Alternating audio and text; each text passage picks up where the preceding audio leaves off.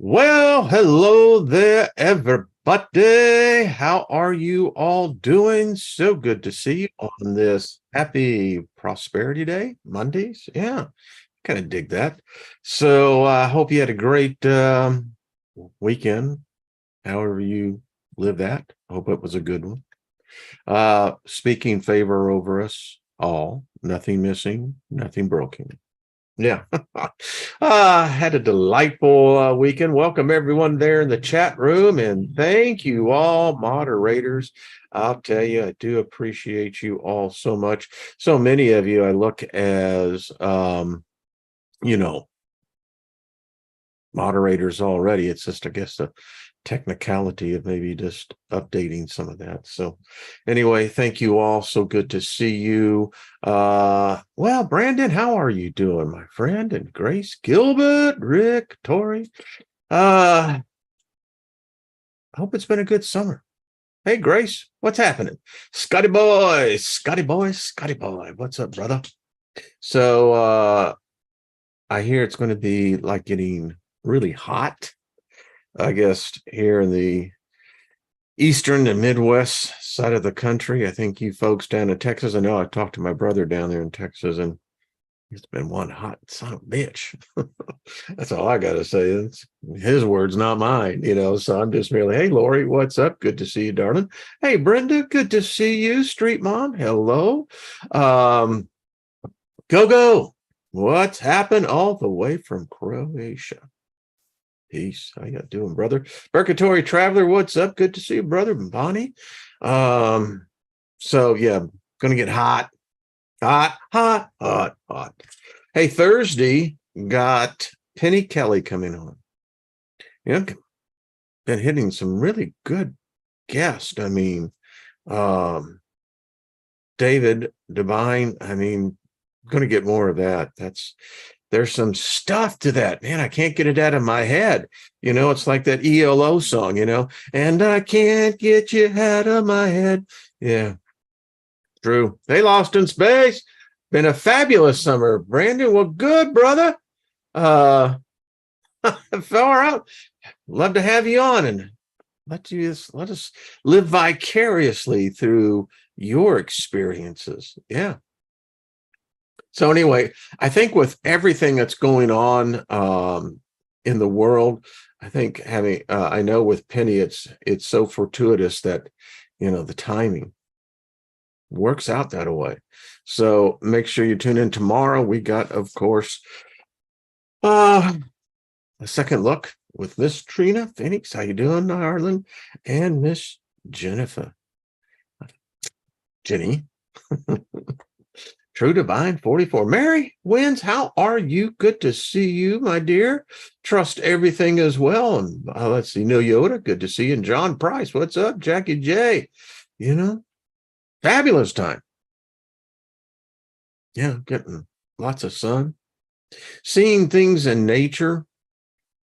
So I have this enclave carved out on our deck, and the deck is loaded with flowers, and we got it's just beautiful out there. Highly recommend Astor. Astors are like, wow, they're the flower that never quits giving.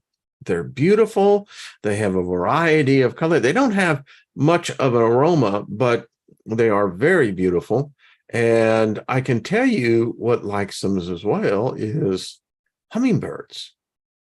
And so where I have positioned my chair, I have this greenery all around me. We have these freaking huge tomato plants that have just, no exaggeration. They're 6 foot tall, and we planted them. That's just the plant, not counting the pot, because we wanted to find out what kind of critters around here. Well, we got lots of critters, so that has to be factored in next year when we do put in the garden. But meanwhile, I have this oasis out there, the Shangri-La, and it's so, I don't know, it's like time just sometimes just slows down. It's perception, I get it. But so seeing a hummingbird. They have a distinct sound, their feathers. And when you get yourself tuned into that, you can really hear them. That's what they sound like. And quite beautiful. They are indeed quite beautiful. So anyway, there's that. You're getting to know the birds. It's kind of cool when you can be sitting there and, whether it's a wren or whether it's we have a number of them, yellow finches, we got red-throated finches, got lots of birds, lots of cardinals. So anyway, to be able to get in there and to slowly, they get used to you.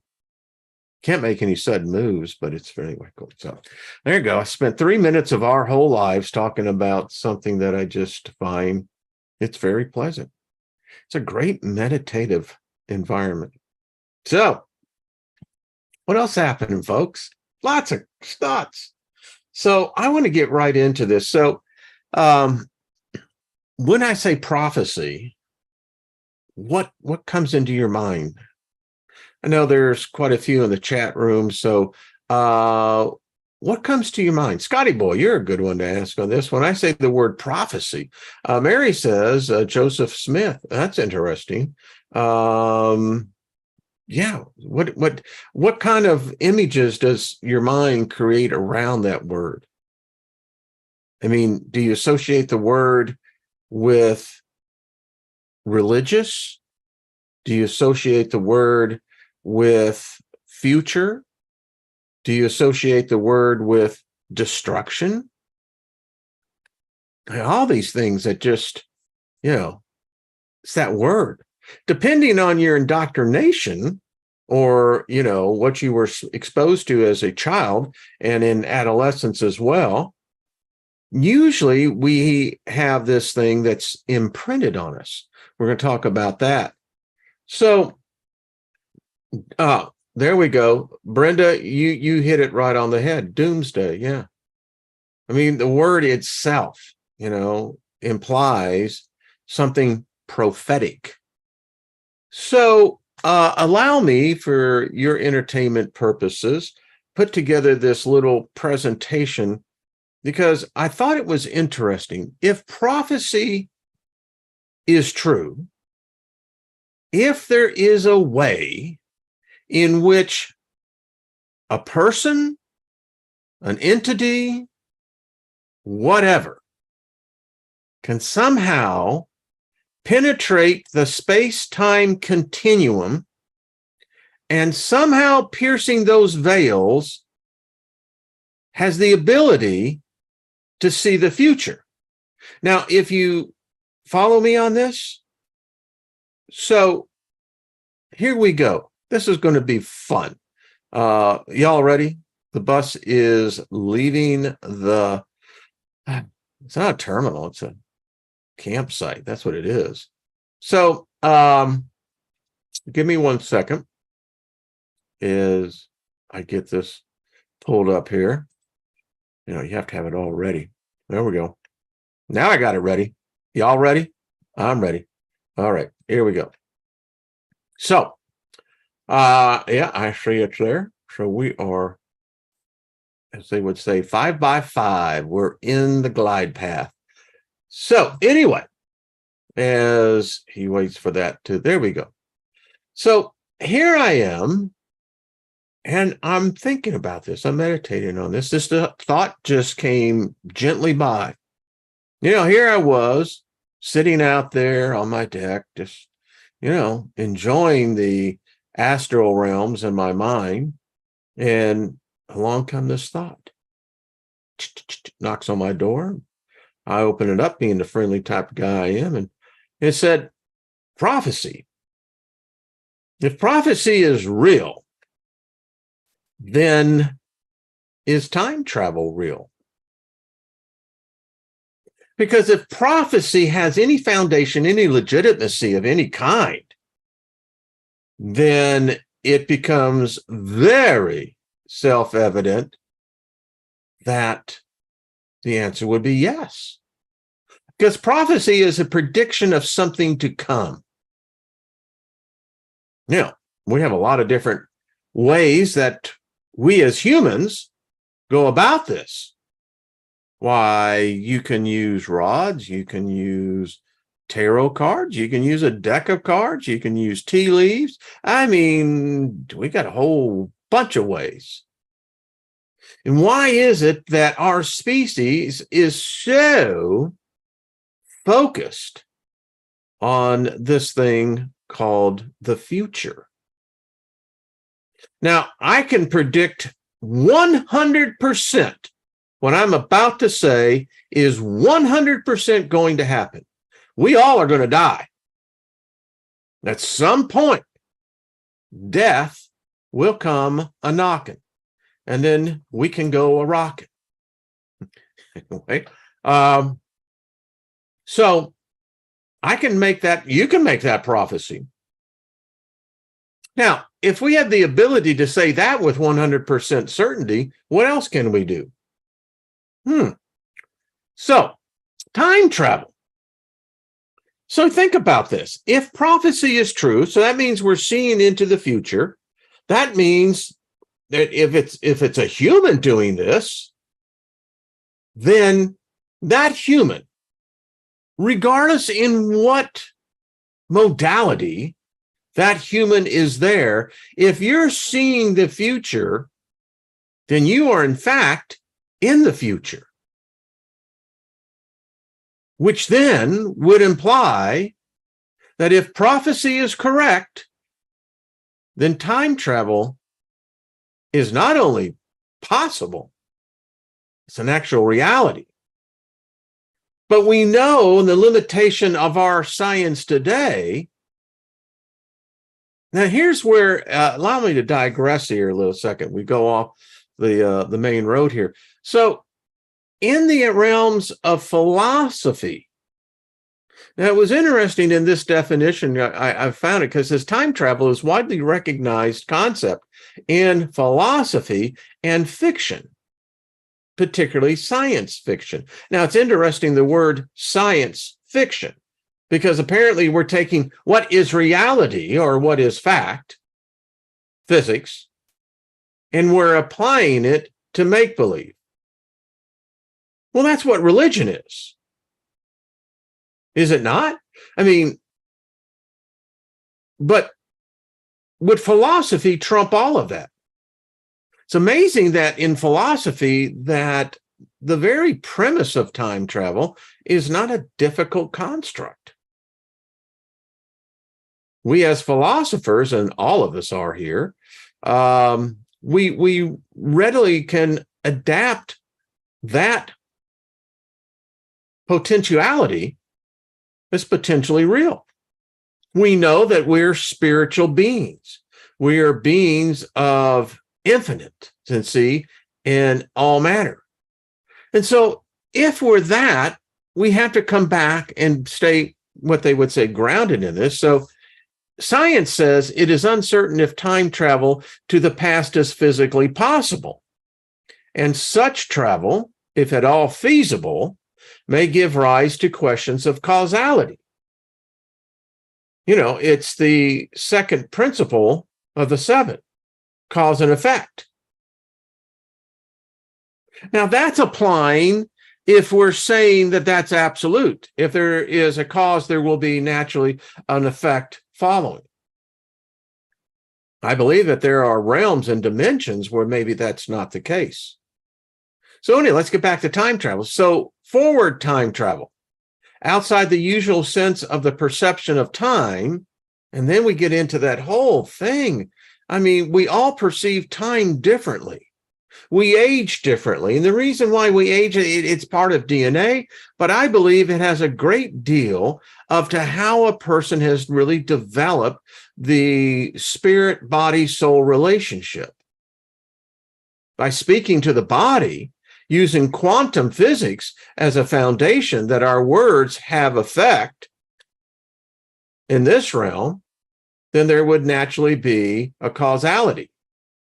But Time travel outside the sense of perception of time is an extensively observed phenomenon and well understood within the framework of special relativity and general relativity.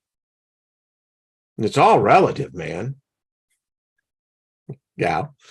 However, making one body advance or delay more than a few milliseconds compared to another body is not feasible with current technology. Now, it's interesting. It's only limited because of our knowledge.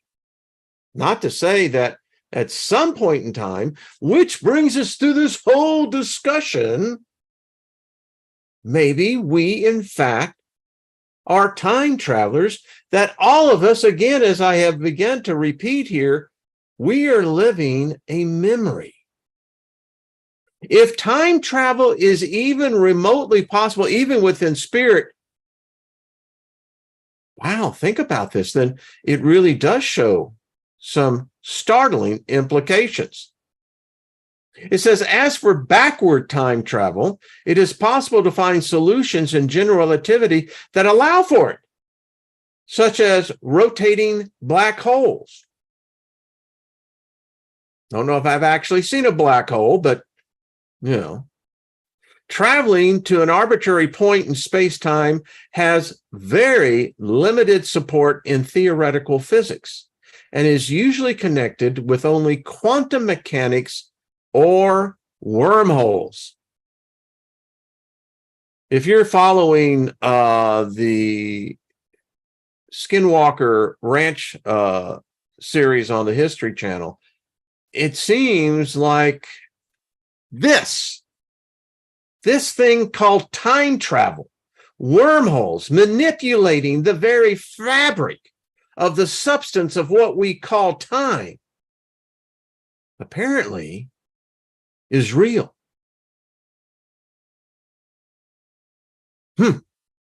Shall we continue? Well, of course. So prophecy. If it is real, then the question is time travel possible? The answer is yes.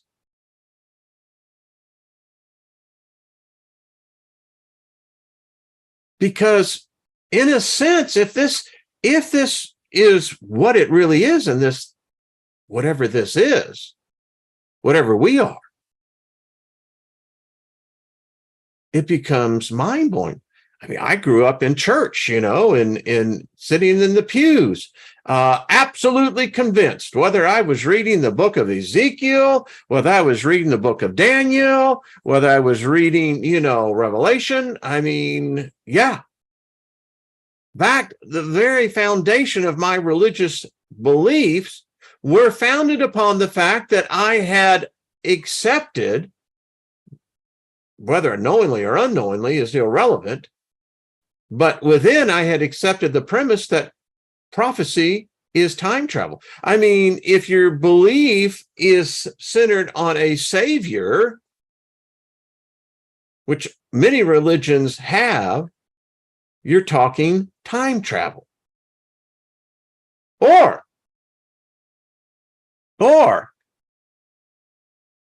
are we actually living what they call the Pyleman effect?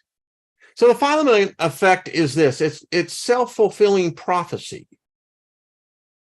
And how this works is that we have our beliefs, you have yours individually.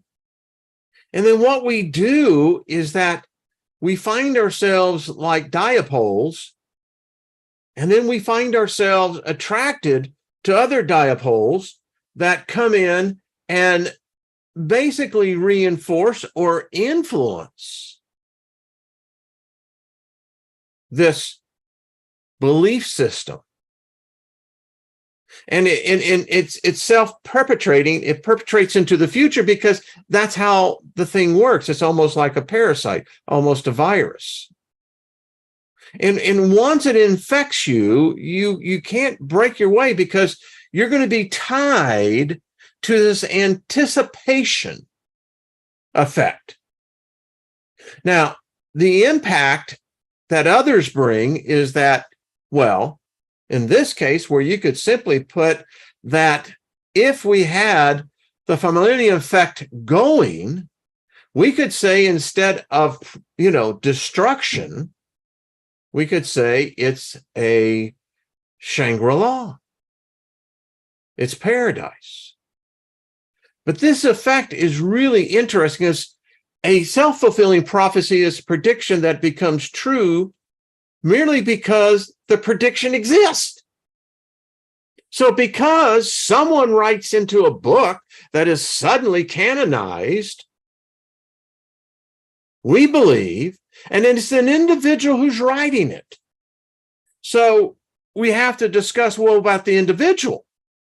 Now, within this construct, you have to say, well, is the individual, are they channeling? Are they channeling a higher power, a higher thought, where they basically straddle space-time? And for them, they can see on the plane of a second dimension level where time, depending on your perspective, will flow to you in a view of either past, present, or future. And then I'm going to find someone on Earth that, is, digging the same thing that I dig. And I'm telling them, hey, you got to realize, because I can see this. Or is it a machine that sees this? Or is it that we create it? So, for example, if your boss predicts that you're a hard worker, you'll change your behavior to make that prediction to come true. This is where those who have the natural ability of luck, of winning in games of chance. Now, life itself is a game of chance, but there are those games where we invent, where luck, fortune, coincidences can manifest. And there are some individuals that can get into that flow that naturally know they're going to win. Maybe not all the time, but they know for the vast majority. Yeah. I mean, that's the whole thing about self-help, self-reprogramming. Earl Nightingale, Zig Ziglar back in the day, Brian Tracy, all of these were my mentors. Think and Grow Rich by Napoleon Hill. These were things that allowed me, because I had to reprogram myself. And what I was doing, was I reprogramming my future, or was this already predetermined that I would find the ability and understanding how this is done? And if you carry this out, you go, well, if a prophet says something is going to happen because God told him this will happen, what do you think is going to happen? You bet your ass. Most likely will happen. Why? Because we have just been infected. We have just created a future. We, in essence, have allowed ourselves in one state of consciousness to be a time traveler. We're already speaking it, saying it, imagining it.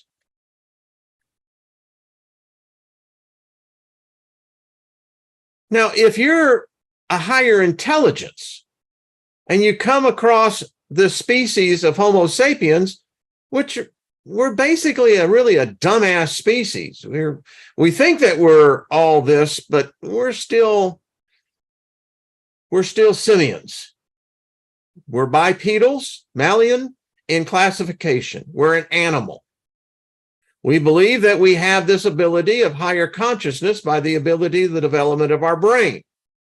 Well, then you have to ask yourself, well, then what's powering the brain? If you separate yourself from the brain and the brain is no longer a living organism, do you really live?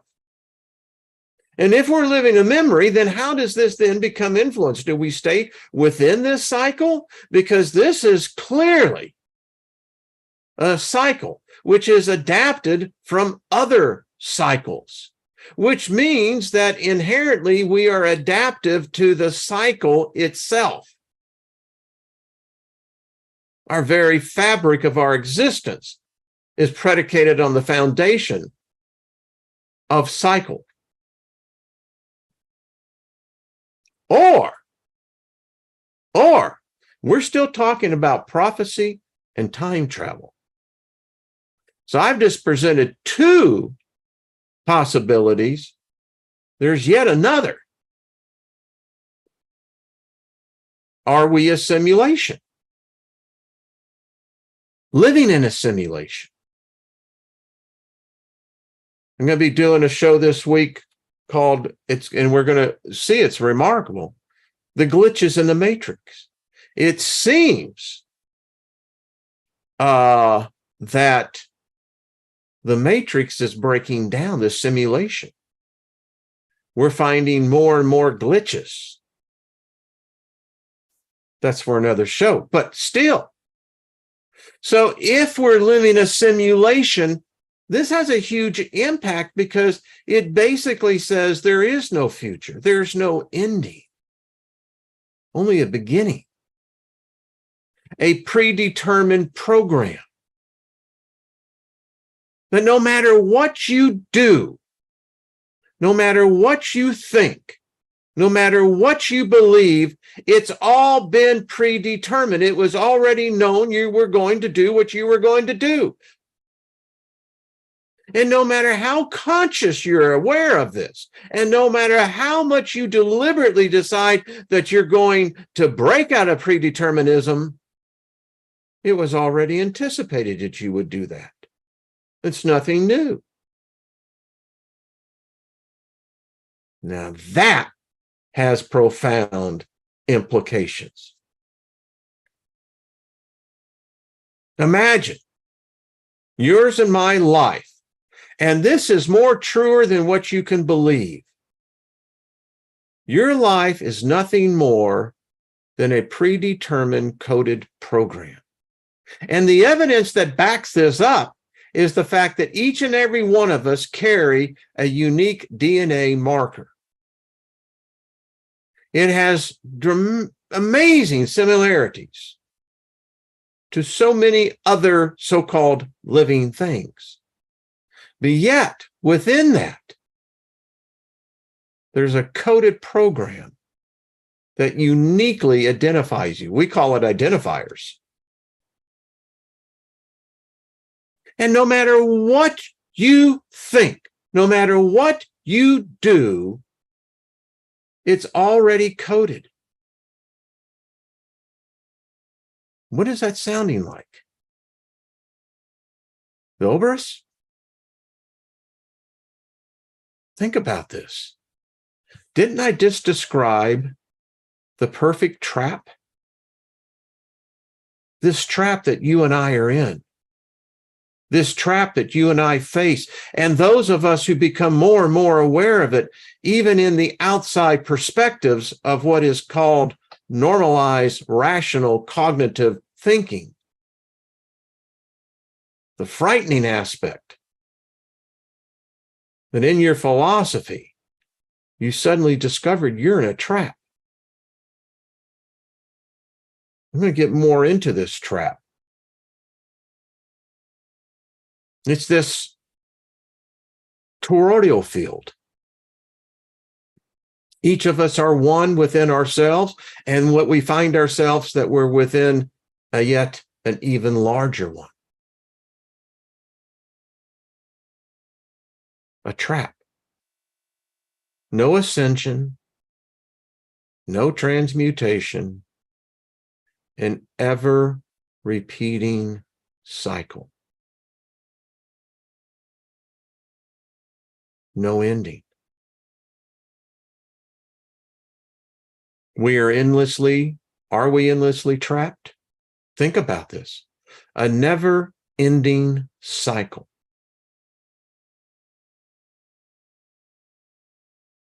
It's frightening to think about. How can a human see into the future? I mean, you think about this. How do we have the ability, and if you think that this is no big deal, You've got nearly 8 billion people that have a belief system. 5 billion profess to be of one belief system. And that system believes that it has seen the future and brought the future back into the past. And again, is not seeing being there in one form or another? If this existence is real, then reality is nothing more than a memory, nothing more than a thought. That's all it is. Yours and my very existence predicates ourselves in the fact that we know we're creating a memory, because my words that I speak right now are nothing more than past memories.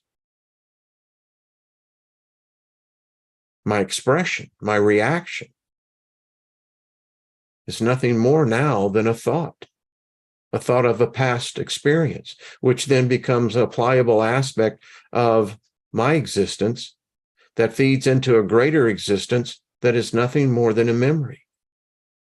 Whether we're all voyeurs or we live vicariously through one another, it seems that the shared thought, the shared memory, is more sustaining in its essence than actual experience itself.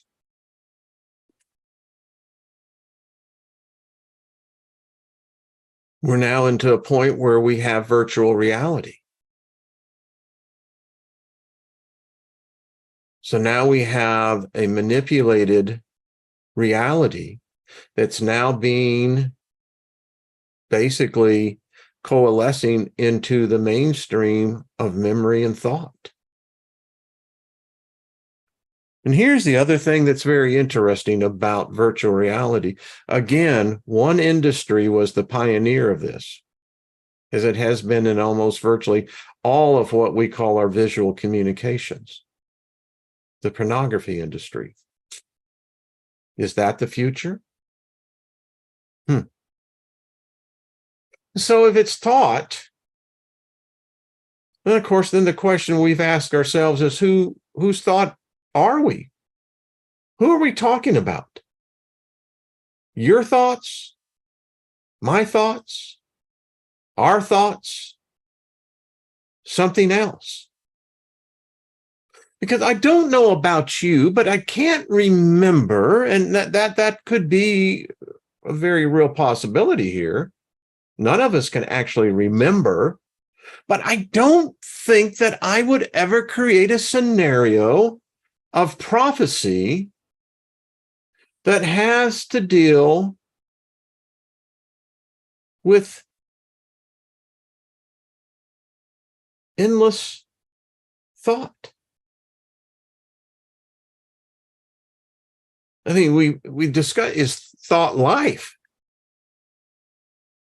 I observe it on so many different planes.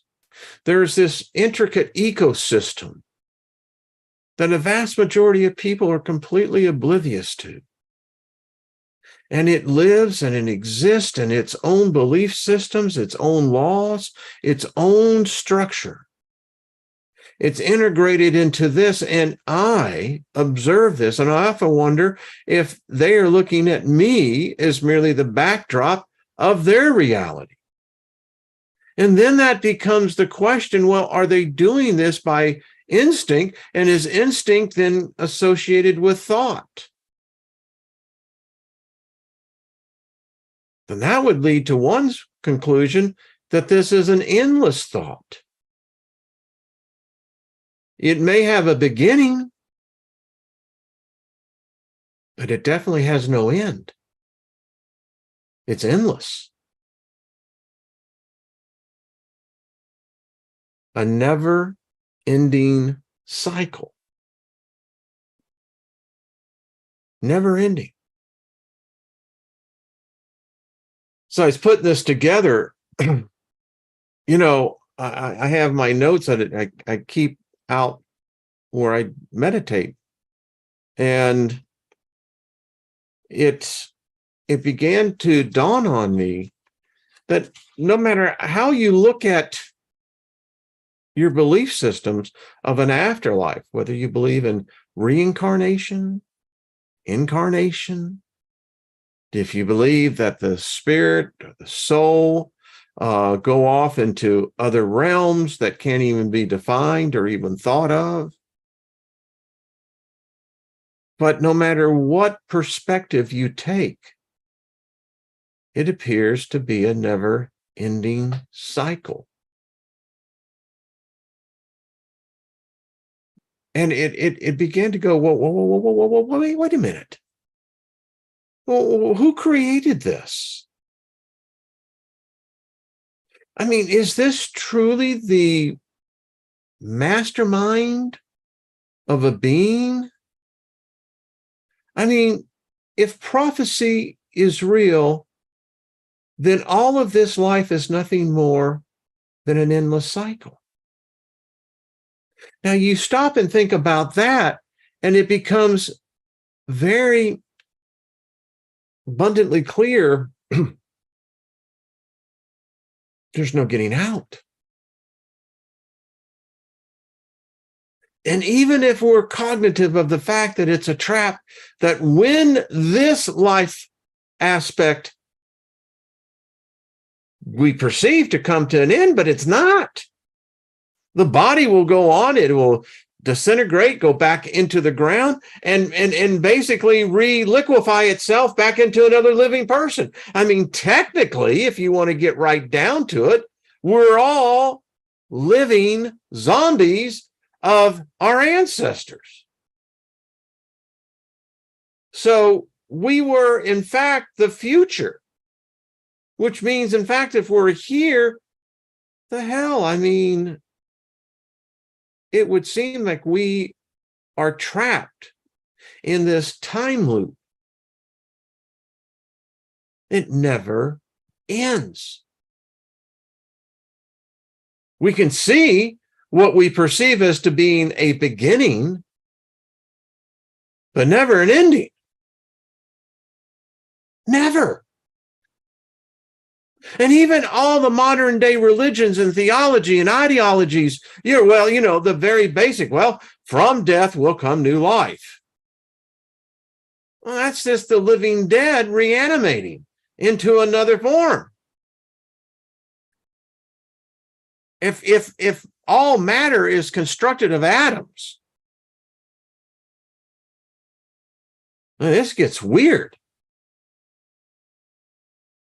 And so you talk about destruction.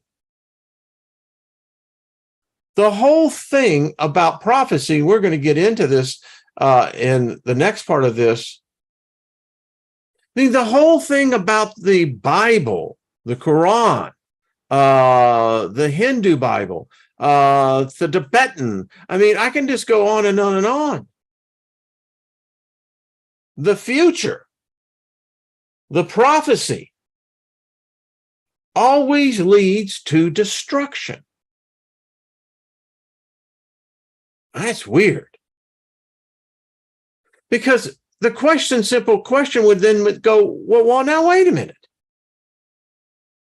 Maybe I'm the minority here, and maybe I just have become aware enough, or maybe I'm sensitive enough to say, why?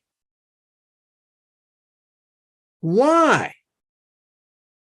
Because apparently, no matter how much I want to prophesy, no matter how much I want to read prophecy, it's always destruction, baby. Across the board. With destruction comes death, plagues, famine. I mean, it just covers the whole gamut. And I don't know about you, but that really is effed up, man. That is some effed up thinking. Because then I'm thinking to myself, because self is what self is. And self speaks to self. So am I a time traveler going through and reliving memories? Am I advanced enough to go forward to thinking that I have this? But the question I have then is, well, then who created such a reality? A never-ending cycle is insanity. There's no conclusion. It just starts where its beginning came from. And apparently, none of us have the power, the ability, the wherewithal to change it.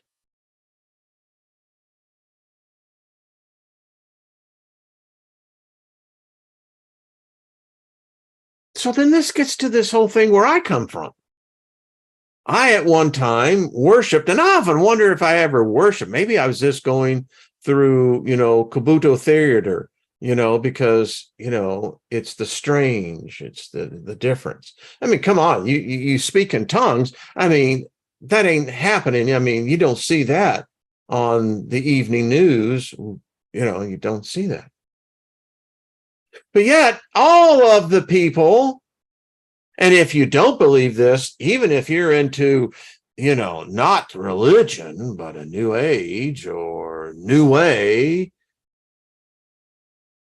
you're all supposed to believe there's an all-knowing, all-seeing God.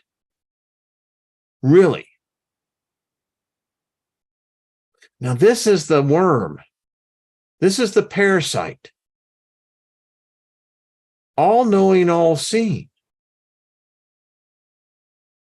So if this being can do this, what does that say about this being? Because it's apparently the one that spoke this future.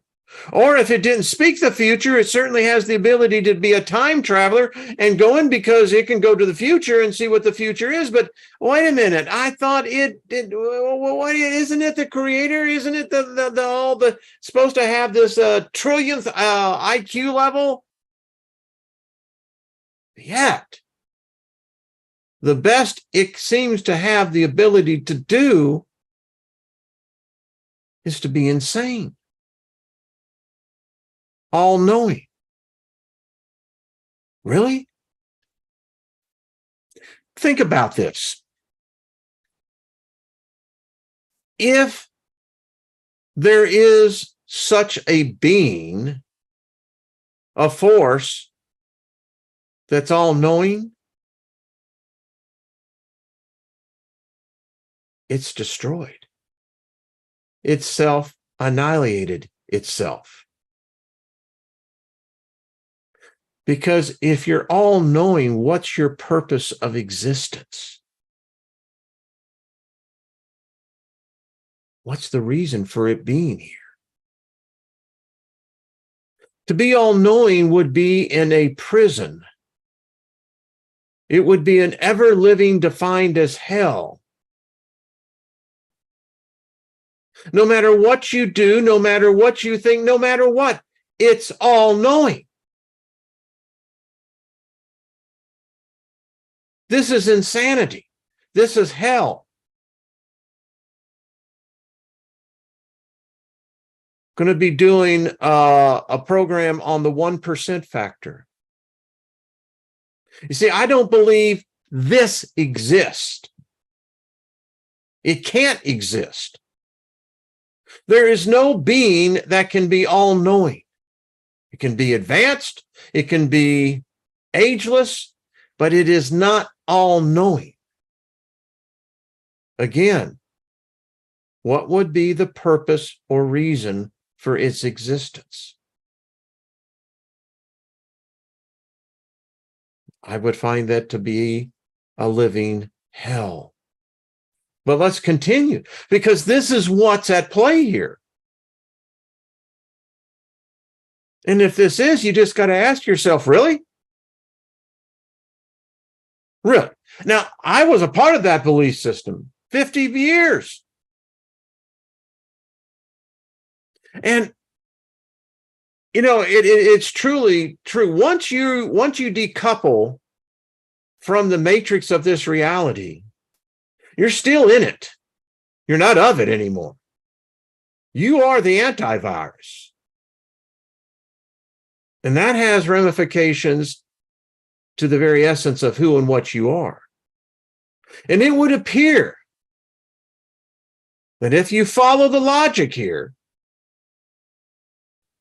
you and I have always been the virus. Now, I don't know how we got caught in this loop, but we're obviously living the thoughts of another being that is insane. So an all-knowing entity would know everything, even the future? Now, if you could see the future, if you knew all this, if you had all this omnipotence and omnipresence, et cetera, why would it always be focused in on destruction? You gotta ask yourself, wait a minute, this is nuts. I mean, if this is what we're talking about here, two subjects, prophecy, time travel, because we're both, all of us, I mean, whether you want to say, it's the future is yet set, it doesn't matter whether you want to say fate, destiny, no matter how it is, it seems we're on this chute. It's like the amusement parks. We're on this water slide that there ain't no stopping it. It appears that, it's been predetermined. But if prophecy is real, and if there is this all-knowing being that knows the future, then would that not alter space-time already? I mean, the fact that you let us know what the future is going to be, has not our timeline been contaminated already? Whether you want to say this is a god or whatever, did not this God then violate a prime principle? By allowing us to even know the future, has contaminated the past and ever revoked the present? Isn't that what we're talking about? If you can predict the future, then you are altering the space-time continuum. Now, how can that be allowed?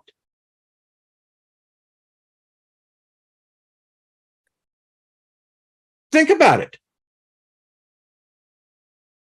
If you already know a predetermined end, you may not have the date, but you certainly have the parameters of it. It's like you're observing, you suddenly see the caterer is booking everything. You suddenly see the restaurants providing the caterer. You see the building, meeting place. You see all the chairs. You see all the decorations. You can pretty well conclude there must be a party or a wedding or something going on. Is that what's happening here? But the fact that if prophecy is believed in, then it's already contaminated our current timeline. It can't work both ways. Only one way. There's a cause and effect here.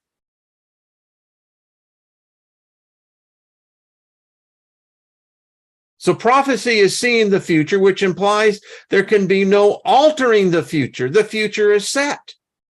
Well, now we're getting right back into this whole thing that if you're a time traveler, if you have prophecy, then we're living in a predeterminism of a matrix. The thought of some other being, creature, entity, I don't know what you want to call it. Because it appears that if the fact that prophecy, let's go with the book of Revelation and the destruction, the four-headed beast, the great whore, etc. I can go on to all of this. The seven seals that have to be broke. But there's another thought to that. What if there isn't an all-knowing being, but there is yet a being or ageless being that understands cosmological events? and realizes that we're in this cycle, even the universe itself and the space, what we call the solar system. And then you get out there into interstellar space. It's crowded. It's dirty. It's a nasty place. It really is. Space is a funky place. Well, if you understood that if there was this collision that came through and that, whether it's 2,000 years, 200,000 years, it's going to come back. And what if you were this insane manipulator? Well, you could build a whole religion, a whole race of people that would bow down to you. There could be in the form of many thousands of different religious faces. Yet, this being is the manipulator. And then you got to think about, well, if there is this thing, call it God, call it source, then it's insane. Because we all are in this. Last week, we had several people in family and distant family, extended family, pass over. And in both cases, they were religious. And you see people crying and wailing and, carrying on. And for me, I go, why? But that's the thing for another point. But it's tied to all to this. So if prophecy is real, then so is time travel. It's just as simple as that, which then makes this the trap, which then, think about this, we're all insane.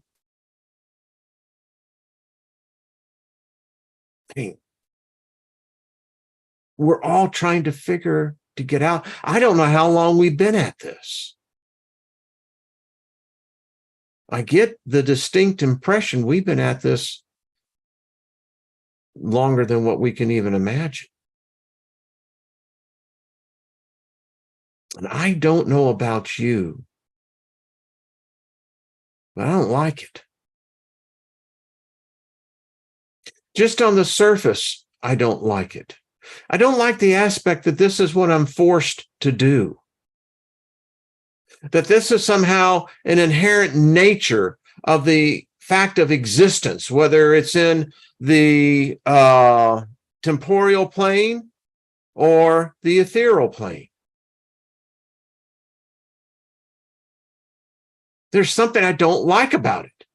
It seems like it's been constructed, which means then I don't know. And here's the question. Did I construct this? Is that what this is? Have we all constructed our own spider web, so to speak? I don't know. All I do know is that this is the definition of insanity.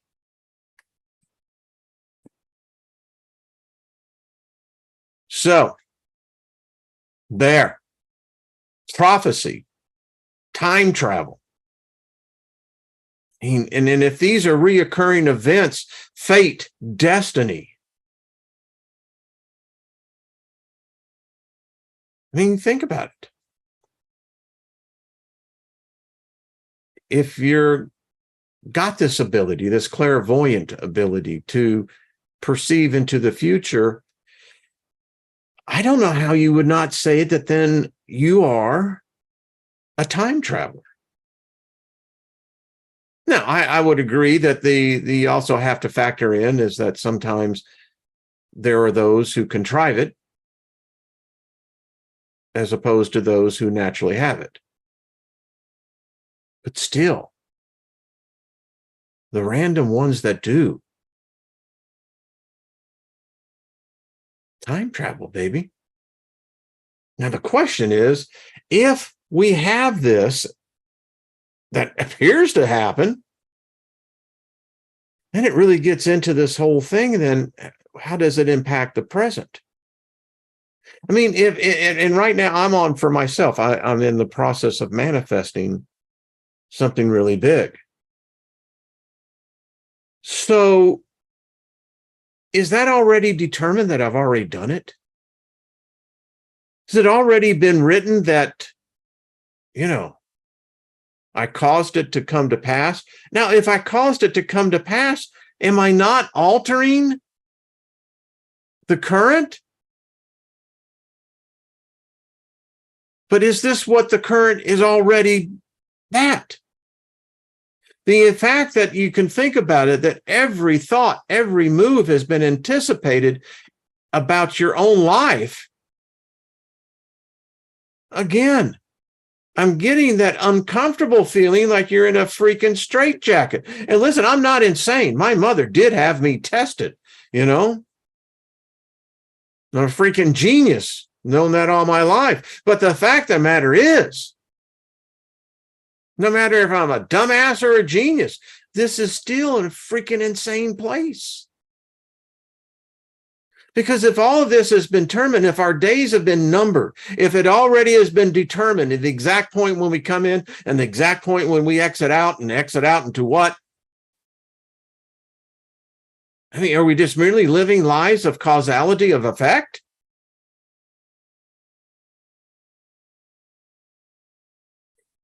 Brenda, are you tired? Hey, Robert B., how you doing? Hey, Gilbert. So that was the exercise for today. But it really gets into it really deep. And you think about this, and as I'm formulating these thoughts, you know, as I'm out there writing and I'm going, man, if this is really what it is, I mean, this is messed up. And, you know, I don't know if there is anything we can do about it. Because apparently, even if we do try to do something, it isn't going to alter what they're saying the outcome is. You know, read the book of Revelation, gonna get your ass kicked. You know, book of Matthew, you know, gonna get your ass kicked. You know, book of Daniel, gonna get your ass kicked. The Quran, gonna get your ass kicked. The Vedic, you're gonna get your ass kicked. This whole future, we get our ass kicked. I'm tired of having my ass kicked. I'm ready to kick some ass. I don't like it. And that's the final thought I had on this. I don't like it. It seems contrived. It seems built. It seems purposeful, that it was like something I was forced or congealed to do. I don't know. Carol says, make that a double, Carol. That's all she says. I need a stiff drink. Hey, no shit. I mean, think about it. This is where my head's at. My wife says that my brain goes places where she said most people won't even dare to step foot into. I said, well, it's got pretty lights, black lights, you know, you can do black light painting. That's really far out. I remember back in the days, you know, you take a hit of orange sunshine, and I lived at a place called Family Connection, and beautiful 3-story building there in the Montrose area. Anyway, so the third floor was where we had the stereo, had the black light posters. I remember Jimi Hendrix, the one particularly, but, you know, the really big one was, you know, that's when Black Sabbath came out, you know, with Paranoid. And anyway, my point is, painting with black light is a lot of freaking fun. You drop a hit of LSD with it, guarantee you're going to have a good time. But anyway, I mean, that's all I can say is I look back on that and I'm going, well, you know, I knew if I dropped a hit of acid, I knew exactly how long I was going to take, you know, for me to reach a peak and then be able to come down. I mean, you know, all right, beginning and an end. Not here, but all right. Hey, Susie Q, how are you, my dear? Good to see you. Much love to you, darling. Hey, Jeanette, hello. So, yeah, live your life, man. I mean, Listen, if it's already been predetermined, then that's the goal. Let's just freak their ass out. What does it John say? All we're talking about is give peace a chance. Yeah. Hey, Shirley, how are you doing? Chloe, how are you, my dear? So good to see you. Blazing River. There we go. Yeah. Bought a day bottle with 100 hits. That's how I used to sell it. Yeah. $2 a hit. Yeah, about that. I'd buy it for about 60 cents from the chemist. Yeah. Scotty boy, you're absolutely right, brother. You got to enjoy the ride, That's all I got to say. All right, folks. This has been fun. I mean, I don't know what the conclusion came to, if there is one. But now every time when I hear someone say, well, the Bible predicts this, and I'm going, the parasite's alive. Yeah. If the freaking Bible didn't exist or anything on the end time, we'd still do it.